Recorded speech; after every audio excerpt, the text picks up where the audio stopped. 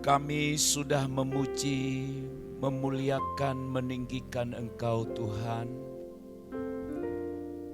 melalui persembahan buah bibir yang memuliakan nama-Mu.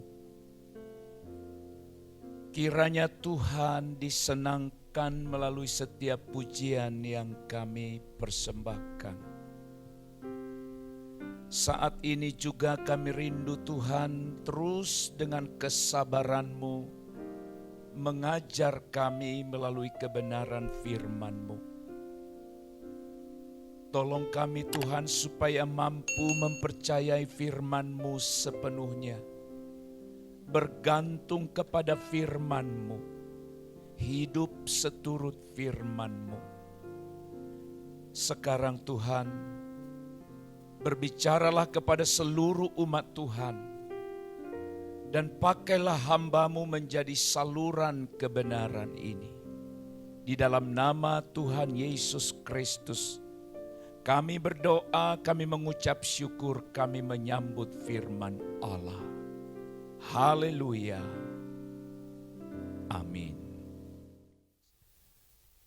Tema firman Tuhan sepanjang bulan September ini, saudaraku sekalian, adalah karakter suci di akhir zaman. Ini sesuai dengan tuntunan sinode gereja kita, Gereja Bethel Indonesia. Bagaimana kita membangun dan berusaha memiliki karakter suci, karakter yang kudus menjelang akhir zaman yang sudah semakin dekat. Kebenaran ini didasarkan pada apa yang tertulis dalam 2 Petrus pasal yang ketiga ayat 10 sampai 11. Tetapi hari Tuhan akan tiba seperti pencuri. Pada hari itu langit akan lenyap dengan gemuruh yang dahsyat, dan unsur-unsur dunia akan hangus dalam nyala api. Dan bumi dan segala yang ada di atasnya akan hilang lenyap. Jadi, jika segala sesuatu ini akan hancur secara demikian, betapa suci dan salehnya kamu harus hidup, yaitu kamu yang menantikan dan mempercepat kedatangan hari Allah. Jadi jika segala sesuatu ini akan hancur secara demikian, perhatikan kalimat ini. Betapa suci dan salehnya kamu, ada kata harus hidup. Betapa suci dan salehnya kamu harus hidup. Mengarah kepada tema besar ini sepanjang bulan ini, maka pada minggu yang pertama ini, firman Allah berjudul berjaga-jaga dan bersiap sedialah. Berjaga-jaga dan bersiap sedialah. Buka firman Allah dalam Alkitab saudara, dalam Injil Matius pasal 25 ayat yang pertama sampai ayat yang ke-13. Matius pasal yang ke-25 ayat yang pertama sampai ayatnya yang ke-13. Saudara-saudaraku yang terkasih di dalam Tuhan,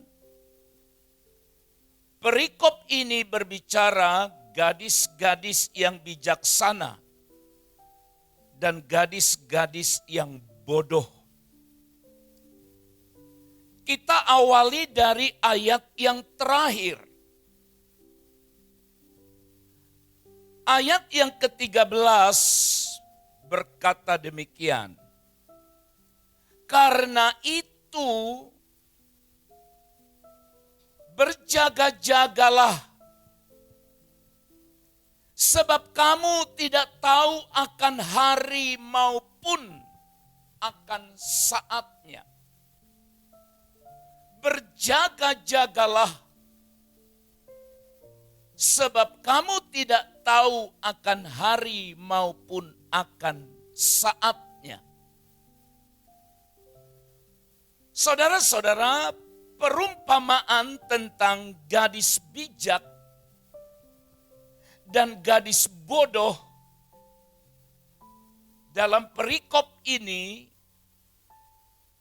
mengajarkan tentang sikap yang seharusnya kita miliki dalam menunggu kedatangan Kristus kembali atau kedua kali.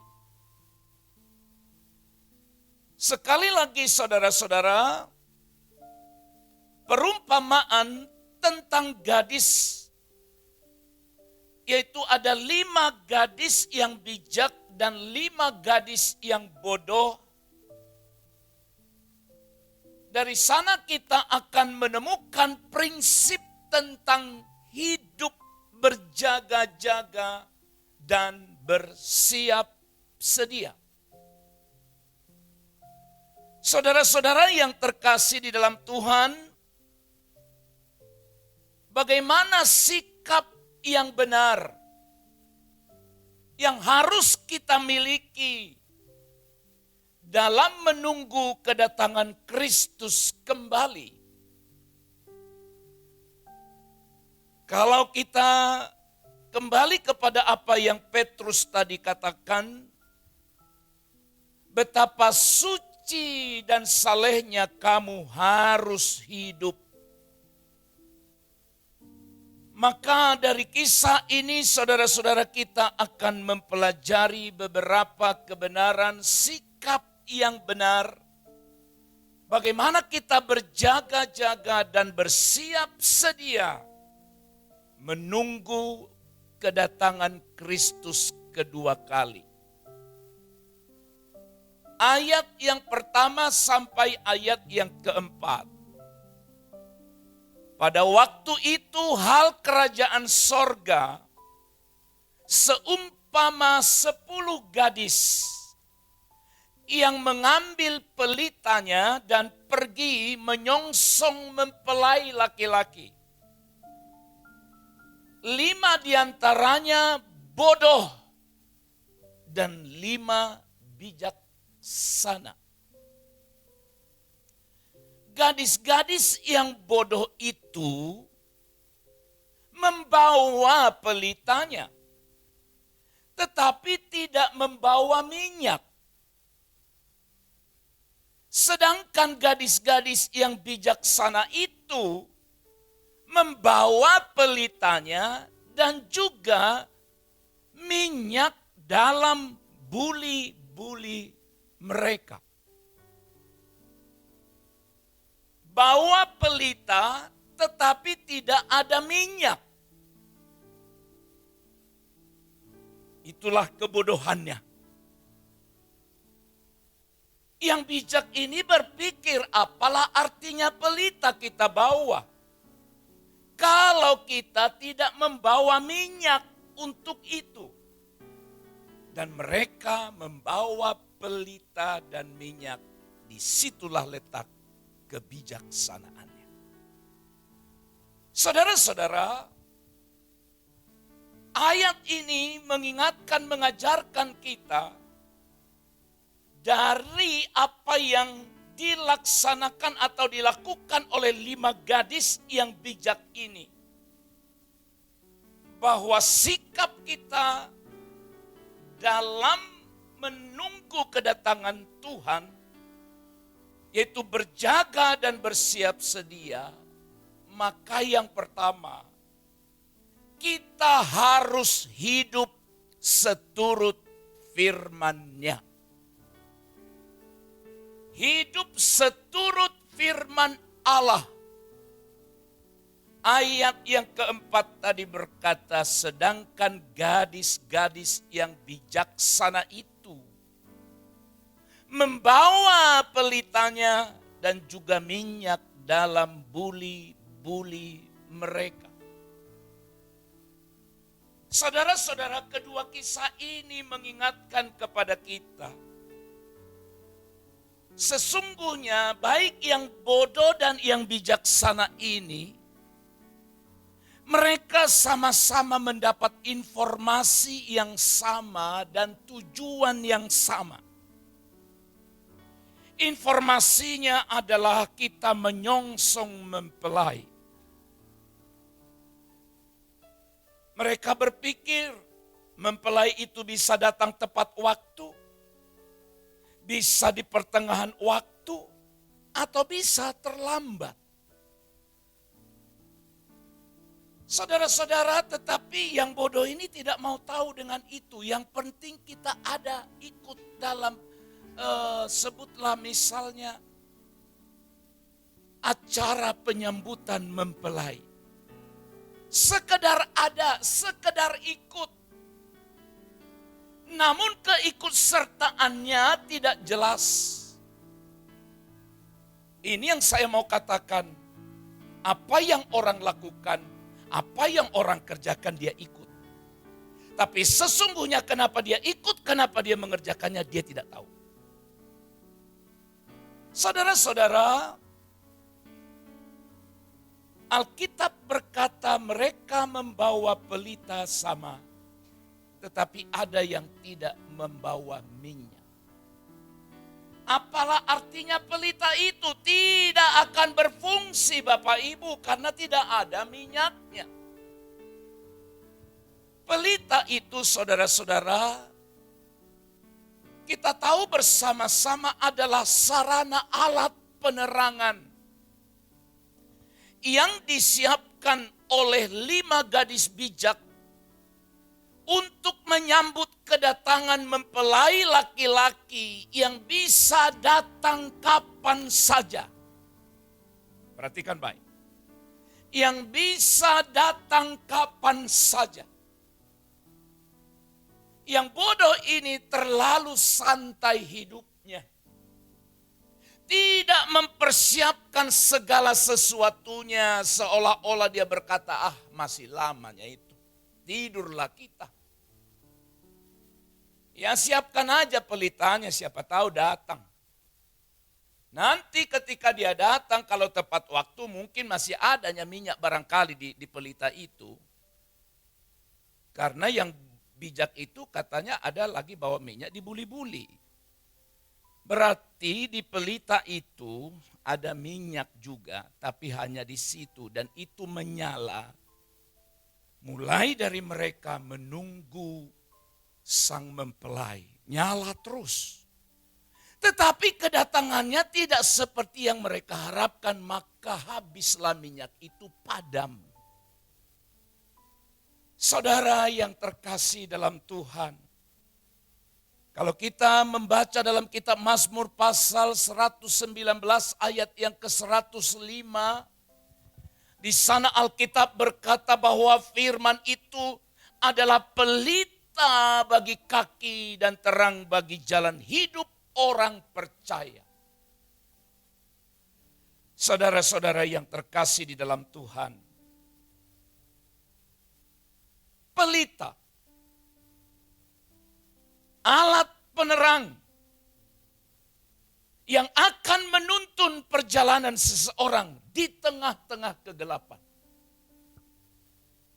Maka dari itu saudaraku sekalian, dalam menyambut kedatangan Kristus kembali, suatu tindakan yang baik dan bijaksana adalah saudara dan saya, kita semua harus hidup seturut firman Allah.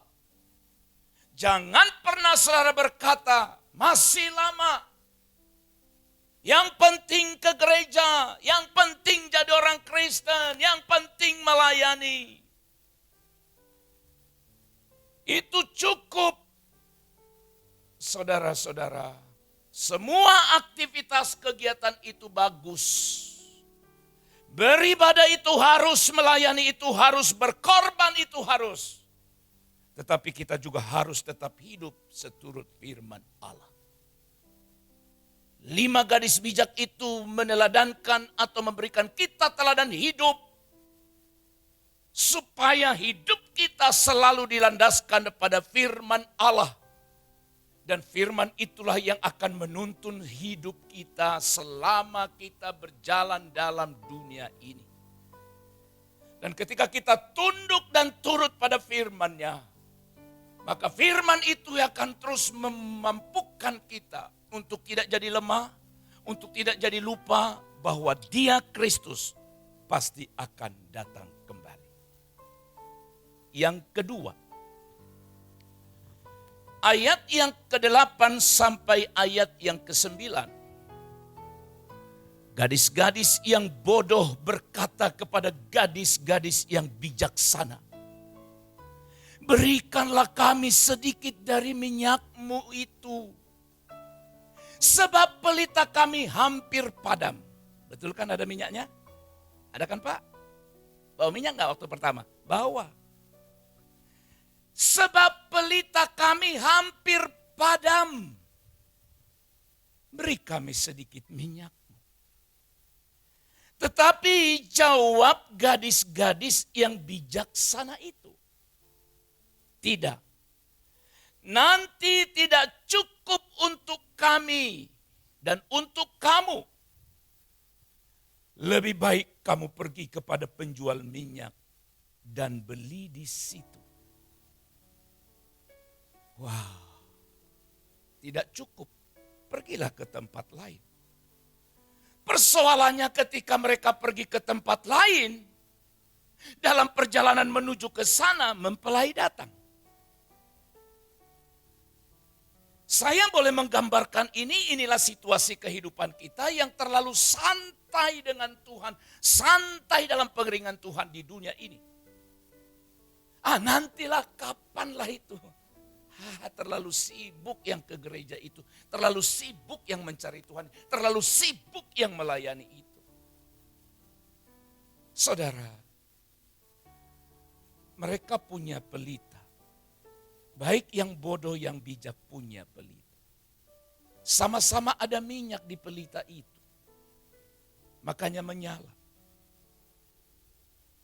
Tapi yang bijak bawa persediaan. Saudara-saudara, kalau yang pertama kita dituntut hidup seturut firman Allah. Maka kebenaran yang kedua yang harus kita miliki. Sebagai sikap dalam berjaga-jaga dan bersiap sedia. Hidup dipimpin oleh Roh Kudus. Hidup dipimpin, dituntun oleh Roh Kudus. Saya mau katakan, tidak ada hidup yang lebih indah kalau hidup kita dipimpin oleh Roh Kudus. Saya teringat kepada apa yang Paulus katakan, jadikanlah aku menjadi tawanan Roh-Mu. Ketika hidup kita dipimpin oleh Roh Kudus, maka arah hidup kita akan jelas dan pasti. Sebab Roh Kudus tidak akan mungkin menuntun kita kepada kebinasaan. Amin. Sekali lagi Roh Kudus tidak akan pernah mungkin menuntun seseorang kepada kecelakaan. Tidak mungkin.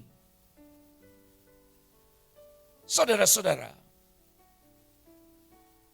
salah satu gambaran yang dipakai dalam Alkitab melambangkan atau menjelaskan tentang Roh Kudus, salah satunya adalah minyak. Maksudnya apa? Lambang atau gambaran untuk menjelaskan Roh Kudus, salah satunya adalah minyak. Ada yang lain, ada api, ada angin, ada burung merpati, itu lambang. Tapi hati-hati, jangan ketika saudara lihat burung merpati, lalu saudara bilang, ada Roh Kudus. Saudara sedang melihat minyak di dapur di rumah, wah Roh Kudus. Saudara melihat atau merasakan hembusan angin, baik angin sepoi-sepoi ataupun angin keras. Saudara juga tidak bisa berkata Roh Kudus sedang mengalir. Tidak. Nah saudara-saudara, minyak dalam Alkitab memiliki fungsi sebagai sarana untuk mengurapi. Kalau secara umum minyak itu dipakai banyak hal. Kalau minyak untuk pelita supaya pelitanya menyala. Kalau minyak dipakai untuk mesin supaya mesin bisa hidup. Tapi minyak itu dipakai sebagai sarana alat untuk mengurapi. Saudara pernah lihat orang diurapi atau saudara pernah diurapi? Tidak pernah ada orang atau pendeta mengurapi pakai air. Air lalu diurapi, tidak pernah. Selalu mengacu kepada minyak. Saudara-saudara, minyak itu juga sebagai sarana di mana kita mendapatkan wewenang, tugas, otoritas. Alkitab juga berkata kalau kamu mendoakan orang sakit, ambil minyak dan oleskan, berarti juga sebagai alat sarana untuk menyembuhkan. Dan dalam teks ini menjaga agar api di pelita itu tetap bisa menyala. Berarti saudara, kita harus perlu hidup di akhir zaman ini. Untuk selalu hidup dalam pimpinan Roh Kudus. Bergaullah erat dengan Roh Kudus. Selalulah minta setiap hari dalam hidup saudara untuk berkata, Tuhan penuhi aku dengan Roh-Mu. Pimpinlah hidupku dengan Roh-Mu supaya aku tidak salah dalam bertindak dan dalam mengambil keputusan. Hidup dipimpin Roh Kudus akan membuat kita tetap berapi-api, menyala, bersemangat. Meskipun kita sedang berada di masa-masa yang sukar di akhir zaman ini. Nanti saudara bisa baca di rumah apa yang Paulus katakan kepada Timotius dalam 2 Timotius pasal yang ketiga ayat 1 sampai ayat 9. Bahwa di akhir zaman atau menjelang akhir kedatangan Kristus akan muncul banyak kesulitan dan kesusahan. Saat ini kita sedang ada pada bagian bumi sedang digoncang. Ada kesusahan, ada kesulitan. Tetapi sekalipun kesukaran kesulitan itu ada, kita harus tetap percaya pada Roh Kudus. Jangan sampai saya dan saudara terlalu santai. Tertidur secara rohani. Dan kita tidak mempersiapkan apa-apa pun. Selain kita berkata yang penting saya jadi Kristen cukup. Itu bodoh namanya. Tidak cukup hanya punya identitas Kristen. Tidak cukup. Kalau hanya sebatas identitas, itu sama dengan 5 gadis yang bodoh. Tidak mempersiapkan diri. Terlalu tenang, terlalu santai. Tapi ketika mempelai datang, akhirnya mereka tidak diikut sertakan dalam penyongsongan itu. Yang ketiga terakhir. Ayatnya yang ke-12. Tetapi ia menjawab, aku berkata kepadamu, sesungguhnya aku tidak mengenal kamu. Di ayat yang ke-12 itu, kalau kita baca ayat yang ke-11 Kemudian datang juga gadis-gadis yang lain itu dan berkata, Tuhan, Tuhan, bukakan kami pintu. Bukakanlah kami pintu. Karena mempelai datang lalu pintu ditutup. Yang bijak ini masuk bersama-sama dalam penantian itu. Kenapa orang ini tidak masuk menurut saudara? Yang 5 itu. Tadi sempat pergi jalan-jalan. Belanja ke mall. Ngapain? Beli minyak. Kan kisah begitu. Pergilah kamu ke tempat lain, beli minyak. Pergi dia. Di saat dia berjalan pergi untuk mencari minyak itu, mempelai datang. Mempelai datang, semua masuk. Yang bijaksana juga masuk. Lalu apa yang terjadi? Kemudian datang juga gadis-gadis yang lain. Yang bodoh itu maksudnya, Tuhan, mungkin pintu diketuk, Tuhan. Tuhan, bukakanlah kami pintu. Perhatikan ayat 12. Tetapi ia menjawab, aku berkata kepadamu, sesungguhnya aku tidak mengenal kamu. Tidak mengenal kamu. Bagaimana kita berjaga dan bersiap sedia? Selain hidup seturut firman, dipimpin Roh Kudus, maka kita harus menjaga persekutuan, yaitu hidup intim dengan Allah. Apa hubungannya, Pak? 5 gadis yang bodoh tidak dikenal oleh Tuhan. Hal ini menunjukkan bahwa mereka tidak memiliki pengenalan dan keintiman kepada Tuhan, sehingga Tuhan berkata, aku tidak mengenal kamu. Kalau seseorang dekat dengan saudara, komunikasi terjalin baik. Saudara-saudara, jangankan wajahnya, suaranya saja saudara bisa tahu. Betul ya? Ingat, khotbah menjadi domba yang baik. Dia mengenal suara. Siapa? Gembalai. Kenapa domba sampai kenal suara gembalanya? Weh, tiap hari. Itu loh Pak, tiap hari domba dengan gembala tiap hari. Kemana-mana jalan. Ini logika sekali Bapak Ibu. Tiap hari domba itu dituntun oleh sang gembala. Kemana dia ikut. Sehingga tidak perlu dilihat gembalanya, hanya dipanggil tapi dia dengar itu suara gembala. Lalu kenapa kenapa yang bodoh ini tidak dikenal dan berkata, aku tidak pernah mengenal kamu. Di ayat yang lain, Alkitab berkata, oh Tuhan, bukankah aku sudah bernubuat mengusir setan demi namamu dan lain semua data-data atau hal-hal yang baik yang pernah dilakukannya dituntutnya. Tapi Tuhan berkata, enyahlah dari hadapanku, hai kamu pembuat kejahatan, aku tidak pernah mengenal kamu. Kenapa saudara-saudara?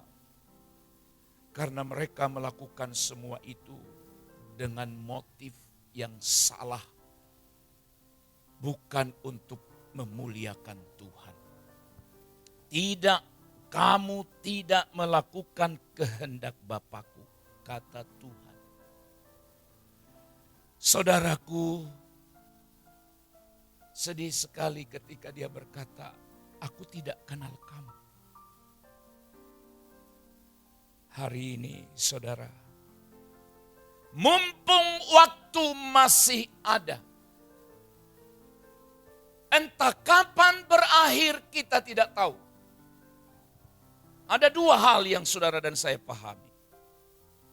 Akhir hidup seseorang, Alkitab berkata bagaikan uap air. Yang sebentar saja lalu lenyap, atau seperti bunga mawar di pagi hari. Siang mulai layu, sore jatuh dibakar. Yang kedua, masalah atau tentang kedatangan Tuhan tidak seorang pun yang tahu. Ini kan misteri dua-duanya Pak Ibu. Misterius ini. Rahasia yang dua hal ini. Kita tidak tahu kapan akan tinggalkan dunia ini. Yang kedua, kita tidak tahu kapan Tuhan datang. Ini yang seringkali bahkan hampir setiap hari saya merenungkan dan menakutkannya. Ada rasa ketakutan yang luar biasa, rasa takut yang positif. Bilakah Tuhan datang? Atau bilakah aku meninggalkan dunia ini? Kalau Dia memanggil kita, didapatinya kita setia. Kalaupun Dia datang, didapatinya kita setia. Bapak Ibu Saudaraku, di tengah-tengah keadaan akhir zaman yang penuh tantangan, apalagi sedang kita alami, dan bukan hanya Indonesia, bukan hanya kita, seluruh dunia. Maka firman ini mengingatkan kita untuk semakin menjalin, memiliki hubungan kedekatan, membangun keintiman dengan Tuhan.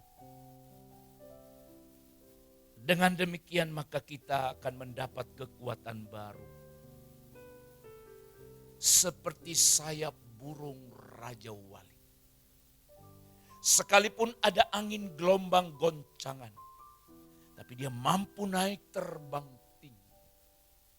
Dan kita akan memiliki kekuatan yang sama menghadapi gelombang dunia ini. Kalau kita dekat dengan Tuhan. Dan kita akan dikenal sama seperti domba mengenal suara gembalanya. Karena begitu dekatnya. Dan kalau saudara dan saya dekat dengan Tuhan, maka Tuhan akan berkata, kebalikan dari kata ini, sabaslah hai hambaku yang baik dan setia. Masuklah dan duduklah bersama-sama untuk makan sehidangan dengan aku. Oleh sebab itu saudara, berjaga-jaga dan bersiap sedialah. Dengan cara kita hidup seturut firman Allah. Dan yang kedua, hidup kita dipimpin oleh Roh Kudus. Dan hidup kita tetap dekat, intim dengan Allah. Maka ketika Dia datang, saya percaya Dia akan berkata, masuklah dan duduklah bersama-sama Tuhan. Saudara, mari kita bangun karakter suci di akhir zaman ini. Berjuang untuk melawan kedangingan, berjuang untuk melawan dosa, dan berusaha untuk tetap hidup seturut kehendaknya, kehendak Allah, yaitu hidup sesuai dengan firman, Roh Kudus, dan bangunlah hubungan yang dekat, intim dengan Tuhan. Amin. Kita berdoa. Bapa, terima kasih karena kasih-Mu yang luar biasa. Engkau selalu mengingatkan kami supaya kami tidak masuk dalam kategori bodoh. Supaya ketika Engkau datang, kami boleh masuk menyongsong-Mu. Seperti yang dialami oleh 5 gadis yang bijaksana itu. Kami tahu godaan hidup begitu kuat, menarik kami jauh dari Tuhan. Tapi kami mohon Roh Kudus topang kami. Roh Kudus tolong kami. Supaya kami mampu melawan segala godaan tantangan dunia ini. Dan kami hidup hanya untuk menyukakan hati Bapa. Berkati umat-Mu, berkati kami semua lewat kebenaran ini. Dalam nama Yesus kami berdoa. Amin.